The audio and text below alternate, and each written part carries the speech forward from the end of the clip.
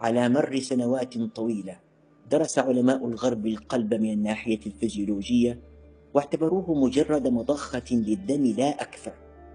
وهذا المفهوم مخالف لقراءة النصوص في الكتب السماوية التي تعطي القلب موقعا مركزيا سياديا على فكر الإنسان ومشاعره وسلوكه.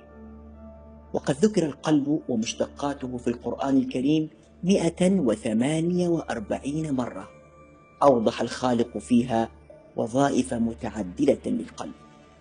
القلب الذي يتدبر، قال سبحانه: أفلا يتدبرون القرآن أم على قلوب أقفالها. القلب الذي يعقل، فقال: أفلم يسيروا في الأرض فتكون لهم قلوب يعقلون بها. مع أن العقل بناء على الفهم السائد هو الذي يعقل ويفقه ويخطط، بل إن العقل هو مناط التكليف. لقد اتخذ الماديون من قضية محورية القلب هذه في الفكر الأخلاقي والديني منطلقا للهجوم على الدين والتشكيك فيه، حيث إن المفاهيم العلمية السائدة كانت ترى أن جميع العمليات العقلية والفكرية والسلوكية والمشاعر يوجهها الدماغ، وليس القلب إلا مضخة للدم. ولكن في العقدين السابقين بدأنا نكتشف أن القلب أكثر من مجرد مضخة للدم، وأن العلاقة بين القلب والعقل سيادية متبادلة.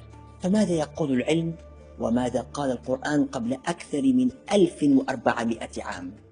قام الدكتور أندرو آربر بمفاجأة العالم بقوله إن للقلب جهازا عصبيا خاصا يستحق أن يدعى المخ الصغير، وهو يتكون من حوالي 40,000 خلية عصبية، ويستخدم نفس الناقلات العصبية التي يستخدمها المخ، بل ويستطيع تنظيم أداء القلب بمعزل عن الدماغ.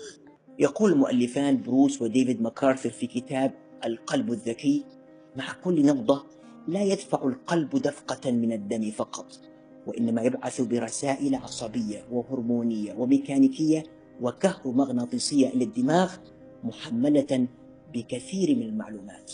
فإذا كانت نبضات القلب في توافق عال، فإن هذه المعلومات ستصل إلى الدماغ لتحسن وظائف القشرة المخية السلوكية والذهنية والفكرية والنفسية، مما يؤدي إلى صفاء عقلي ونفسي وقدرة أعلى على وزن الأمور واتخاذ القرارات وتفجير الطاقات الإبداعية في الإنسان.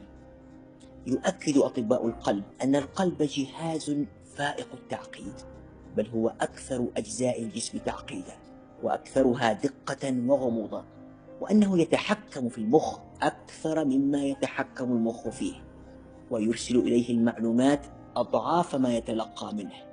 وللقلب القدرة على التفكير والانفعال والشعور والعاطفة وتخزين المعلومات القريبة والبعيدة في ذاكرة تشبه ذاكرة المخ.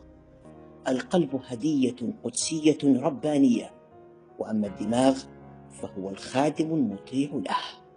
ولذلك عندما يرضى القلب ويحب فإنه يأمر العقل فلا يرى إلا حسنا، وعندما يبغض القلب فإنه يأمر العقل فلا يرى إلا بغضا. وعين الرضا عن كل عيب كليلة، ولكن عين السخط تبدي المساوية.